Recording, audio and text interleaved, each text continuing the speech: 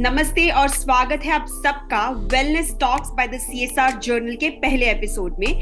मैं हूं आपकी host Hansi and I am excited to launch this new series जहां हम हेल्थ, फिटनेस, फूड, एक्सरसाइज और सस्टेनेबल लिविंग पर लीडिंग एक्सपर्ट्स के साथ रियल कॉन्वर्सेशंस करेंगे। आज हमारे सीरीज की शुरुआत हो रही है एक खास गेस्ट के साथ, आशिमा अचंतानी, जो अपने Instagram handle the health story 01 से काफी पॉपुलर है। आशिमा एक सर्टिफाइड न्यूट्रिशनिस्ट है और सोशल मीडिया पर एविडेंस बेस्ड हेल्थ एडवाइस के लिए जानी जाती है। आज के इस इंटरैक्शन में हम फोकस करेंगे ब्लड प्रेशर पे। हम जानेंगे कि क्या होता है बीपी, इससे कैसे मैनेज किया जा सकता है और इसके बारे में क्या क्या मिसकंसेप्शंस हैं। आशिमा, सबसे पहले तो I would like to welcome you on our platform. Thank you so much for having me here. I'm really glad to be here. It's absolutely our pleasure. So सबसे पहले क्या आप एक सिंपल लैंग्वेज में, जो कि एक नॉन मेडिकल बैकग्राउंड वाले लोग भी समझ सके, ये एक्सप्लेन कर सकते हैं कि ब्लड प्रेशर होता क्या है? So blood pressure basically आप नाम से भी समझ सकते हैं, the pressure with which the blood flows in your body. तो किस प्रेशर के साथ आपका हार्ट पंप कर रहा है उस ब्लड को is called blood pressure. And normal blood pressure की रेंज होती है 120/80। ब्लड प्रेशर क्या है, ये जानना जरूरी क्यों है सबके लिए?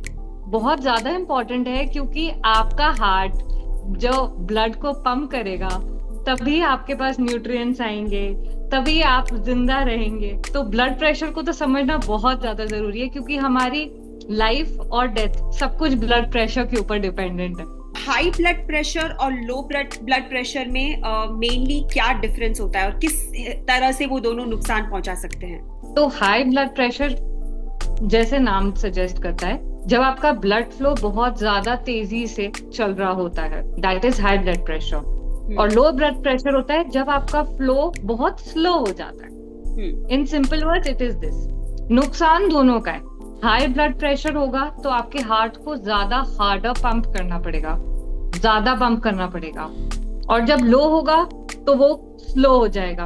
दोनों ही केसेस में over the period of time damage हो सकता है, damage to your kidneys, to your heart and to your brain. तो दोनों ही चीजें एक्सट्रीमली डिफिकल्ट है। जैसे अभी आपने रिसेंटली शिफाली जयदीवाला वाला केस भी देखा होगा, उन्हें भी यही कहा जा रहा है कि उनका बीपी बहुत लो गया था। तो लोग हाई बीपी पे बहुत ध्यान देते हैं, लो बीपी पे इतना ध्यान नहीं दिया जाता, बट लो बीपी भी फेटल हो सकता है। ओके। और अगर ब्लड प्रेशर को ट्रीट ना किया जाए, क्योंकि मैंने देखा है कुछ लोग बोलते हैं कि अरे हाँ, मेरा प्रेशर हाई तो रहता है लेकिन उससे मुझे कुछ प्रॉब्लम तो नहीं हो रहा है मेरी डेली लाइफ में, ना ही मेरी स्ट्रेंथ कम हो रही है, ना मुझे कहीं कुछ दर्द हो रहा है, तो मैं उसको क्यों ट्रीट कराऊं, मैं क्यों रोज एक नई दवाई लूं? तो because in India people are really shy about eating everyday pills, they don't really want to eat pills and they want natural things. तो क्या हो सकता है इसका अगर हम लोग उसको ट्रीट ना करें? देखिए, बीपी एक बहुत कॉम्प्लिकेटेड चीज है। हर बॉडी का एक डिफरेंट लेवल होता है।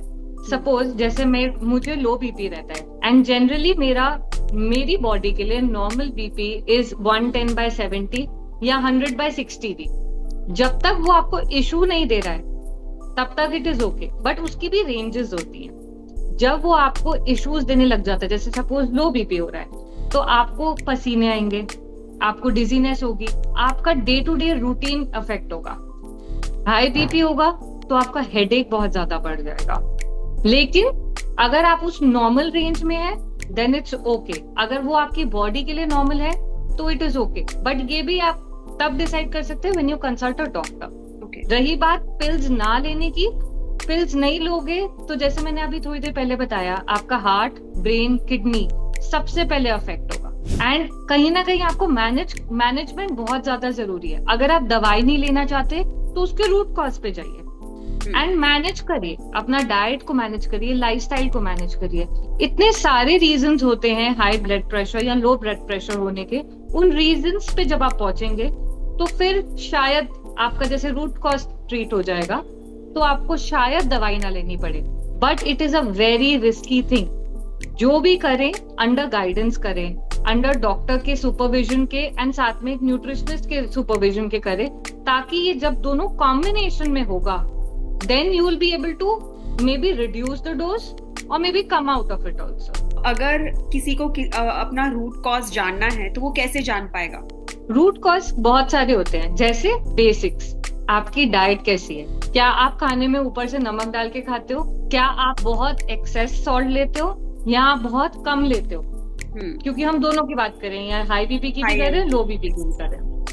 आपका क्या बहुत स्ट्रेसफुल लाइफस्टाइल है, आप क्या सिडेंटरी रहते हो सारा दिन, या आपका जंक फूड का बहुत ज्यादा इंटेक है, या आपका अल्कोहल का या नॉनवेज का इंटेक बहुत ज्यादा है, क्योंकि non-veg is usually high sodium food, तो हाई बीपी वालों के लिए थोड़ी दिक्कत हो सकती है वहां पे। देन एक बहुत इंपॉर्टेंट 2 चीजें हैं जिसपे ध्यान नहीं दिया जाता एंड लोग उसको हल्के में लेते हैं, and that is your hydration and your sleep. कोई सोचता भी नहीं है कि इन दोनों रीजंस की वजह से भी आपका बीपी अफेक्ट हो सकता है। Right. तो लो बीपी या हाई बीपी, आप कम सोओगे तो भी हो सकता है, आप टाइम पर नहीं सोओगे तो भी हो सकता है, आप हाइड्रेट नहीं करोगे तो आपका बीपी बढ़ सकता है, और डिहाइड्रेशन की वजह से आपका बीपी लो भी हो सकता है। So apart from stress that you said, and maybe sleep and water intake, what are the other lifestyle factors जो हमारे ब्लड प्रेशर को लो या हाई होने में बहुत ज्यादा असर कर सकते हैं? लाइफस्टाइल फैक्टर्स में बेसिक आ जाता है आपका एक्सरसाइज, आपका activity level. If you are sedentary all day, जिस हिसाब से आजकल हमारा लाइफस्टाइल हो चुका है, that is one of the major reasons, क्योंकि हमारा काम ही सारा everything is on phone, and half of the time maybe अगर हमारे पास टाइम होगा भी कुछ वर्कआउट करने के लिए, तो वो रील स्क्रॉल करते करते कहाँ चला जाता है हमें पता नहीं चलता। वो 5 मिनट्स वाला कब 2 घंटे निकल जाते हैं कुछ नहीं पता चलता, and then you lose out on time, and then one person is like कि अरे मेरे पास तो टाइम ही नहीं है कुछ करने के लिए। So that is what happens. या अपार्ट फ्रॉम दैट, हाँ, वन इज मूवमेंट। अच्छा, ये भी होता है कि आप चलो 1 घंटा आज आप जिम लगा के आ गए, आप एरोबिक्स कर लिया, योगा कर लिया, but what about the rest of the day? Are you sitting all day? You have to keep moving. जैसे वो 10,000 steps वाला इतना ज्यादा फेमस हुई थी बात, what is the main reason behind it? The only and only reason behind it is to keep you active. The more active you are, the healthier you are. फिर आपका वो low BP होगा या high BP, दोनों manage हो जाएंगे। So what are some of the common myths that you have come across, with respect to blood pressure management? 2 चीजें हैं जो बहुत कॉमन है। एक, I am too young to get blood pressure, so they will not check their blood pressure. Low हो सकता है, high हो सकता है, जो भी है, but usually high ज्यादा होता है, and लोग नहीं चेक कराते हैं because they assume that everything is okay. वो assumption बहुत ज्यादा है, और ये बहुत बड़ा है कि हाँ जब एज बड़ी होगी ना तभी बीमारियां आएंगी. But I've seen so many older people having no issues at all because they've led a good lifestyle. Correct. And another thing, like I am literally, I would say, एक point पे I get fed up when people don't understand this basic thing that आप दवाई ले रहे हो इस वजह से आपका बीपी ठीक है. So when I ask people to fill out a form, so they are like, Ashima, they don't mention high blood pressure, hypertension, or until and unless they mention their medication. And then I ask them, is your BP high? Why are you taking this medication? So they're like, नहीं हमारा BP तो normal है क्योंकि हम दवाई ले रहे हैं तो it is normal. That is when I want to address people कि because you are taking that medication इसीलिए वो आपकी रीडिंग नॉर्मल आ रही है. It does not mean that your BP is normal. Right. BP normal तब होगा जब वो automatically without the need of medication ठीक है. So until and unless people understand this, and this is not only related to this is related to their blood sugar levels, this is also related to thyroid. कि चलो हम दवाई खा रहे हैं और हमारी तो रिपोर्ट्स एकदम नॉर्मल है, but that is not how it happens. These contradictions that I hear, on one side people say कि अगर आप fatty food खाते हैं जिसमें बहुत ज्यादा घी है, बटर है, तो आपका बीपी हाई हो सकता है. And on the other hand, there is this grandma knowledge that we get कि अरे कुछ नहीं होता, घी तो खाना ही चाहिए, रोज 2 चम्मच घी तो definitely ऐसे ही खा लेना चाहिए because it's very healthy. And then we also hear about so many influencers who are also nutritionists. They talk about how ghee is actually healthy fat.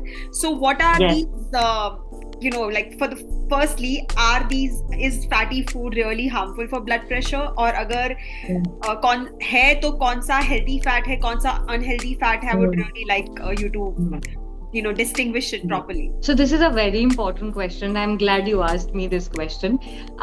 Fat plays a very important role. So there are, as we all know, there's healthy fat and then there is unhealthy fat. जो unhealthy fat है, जैसे trans fat, जो हमारे packaged foods में आता है, तो वो that is a problem. क्यों? क्योंकि आपका कोलेस्ट्रॉल लेवल रेज होता है और वो इवेंचुअली जब आपकी नैरोइंग ऑफ आर्टरीज होगी तो ऑटोमेटिकली आपका बीपी हाई होगा and that is a problem.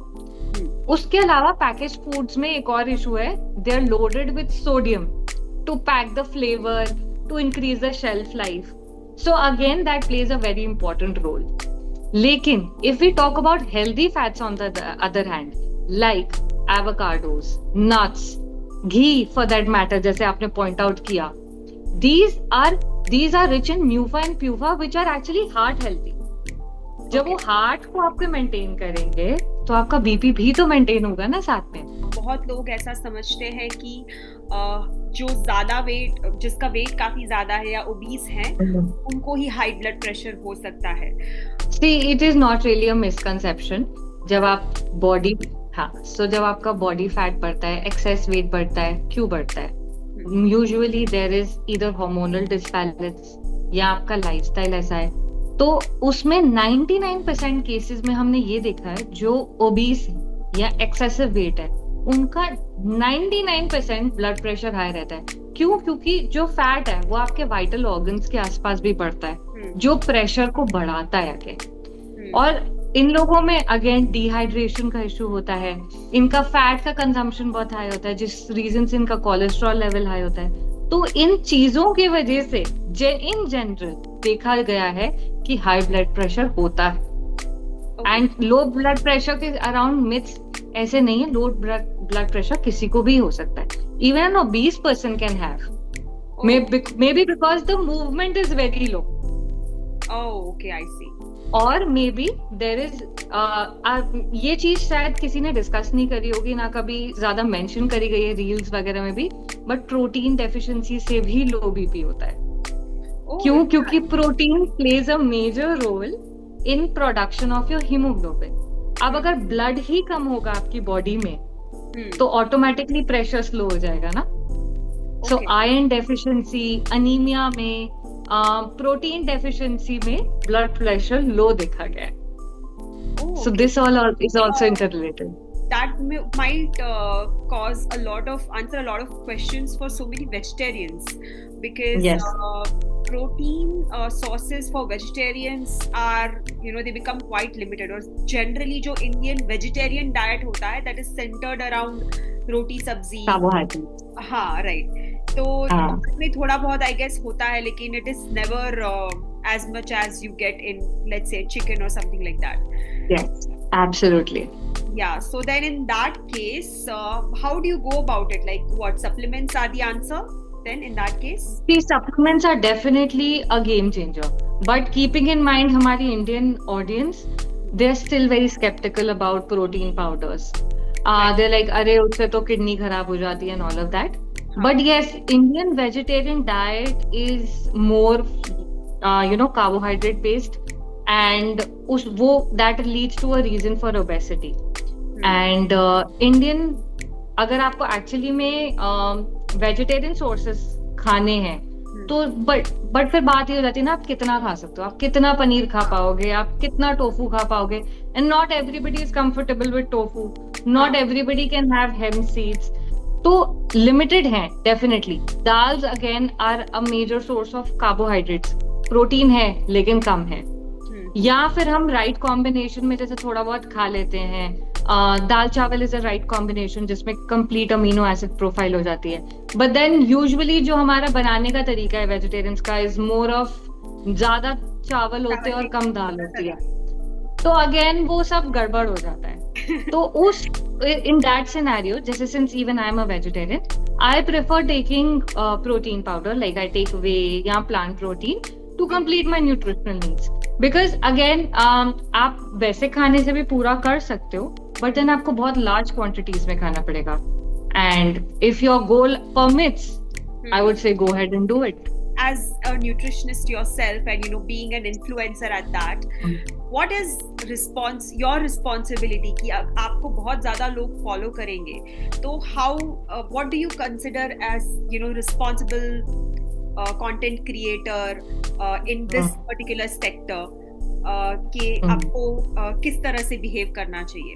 This is again extremely important. So the moment I hit 100K, I was like, पहले भी मैं बहुत ध्यान से post करती थी whatever I'm posting, but then after that I became even more responsible कि whatever I'm posting, so many people are watching, it has to have some proof what I'm saying. And if I talk about, जैसे आपने ये dietitian का reference दिया, ऐसे बहुत सारे हैं. Now it comes down to this कि लोग बहुत ज्यादा कंफ्यूज्ड हो गए हैं बिकॉज ऑफ दिस, कि हम क्या फॉलो करें और क्या नहीं फॉलो करें, what is right and what is wrong. I completely understand that, क्योंकि मेरे पास डेली ही आता है. So it comes down to a basic thing. आप you have to choose one thing, one line, like you either take Ayurveda and completely follow it. So Ayurvedic principles and science and then naturopathy is all different. आप अगर सबको mix करोगे तो आप खुद ही confuse हो जाओगे. तो मैंने एक लाइन चूज करी हुई है which is called science. तो जो रिसर्चेस आती हैं मैं उसके बेसिस पे आके इंफॉर्मेशन देती हूँ, backed with proper studies. What is one piece of advice जो आप चाहोगे कि सबको याद रहे, especially when it comes to nutrition and health, and not just physical health, also mental health? तो एक आप last में, I would like you to close it with a piece of advice, kind of conclude this on a very healthy note. One piece of advice जो बहुत कम लोग बोलते हैं, be considering your health, your mental health overall, is learn to listen to your body. Your body gives you signals for everything. It will give you signal अगर आपका BP high low है. It will give you signal अगर आपका blood sugar high जा रहा है. It will also give you signals when you're very stressed. So any health issue does not manifest overnight. वो तब आती है मतलब it comes maybe after a few years, like high cholesterol levels. It comes after say maybe 15 to 20 years of not eating healthy. It does not come overnight. तो वो सब manifest होने से पहले आपकी बॉडी आपको सिग्नल दे रही होगी. लाइक अगर आपका ब्लड शुगर लेवल हाई जाएगा, suppose you've had too much of desserts, you will notice you will be more thirsty and you will go to the washroom more. That's a signal कि आपकी body में blood sugar का level बढ़ गया है. So this is one advice. Just listen and understand what is your body saying. If your body is asking for something, so then there is a deficiency of something because of which it is asking for it, like cravings. अगर हो सकता है आपको magnesium deficiency हो इसलिए you're craving something sweet, या आपको sodium deficiency हो इसलिए you're maybe craving chips. Right. Okay. So that is something very important to understand. That was very insightful. Thank you so much for joining us today, and we look forward to collaborating with you even in the future. Absolutely, looking forward, and thank you for having me.